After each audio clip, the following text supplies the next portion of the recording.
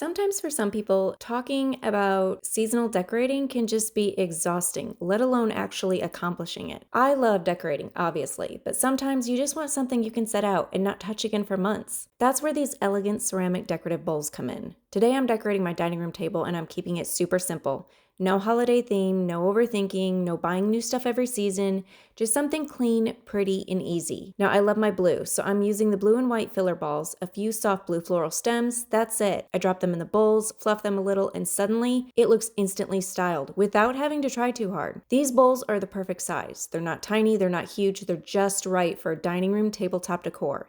And the white ceramic? It goes with everything. Whether you have farmhouse, modern, coastal, traditional, it doesn't matter. It just works. I can leave this out for spring, summer, fall, and winter. No switching, no storage bins, no clutter. It always looks fresh. Sagebrook Home sent me these decorative bowls to try out, and I absolutely love them.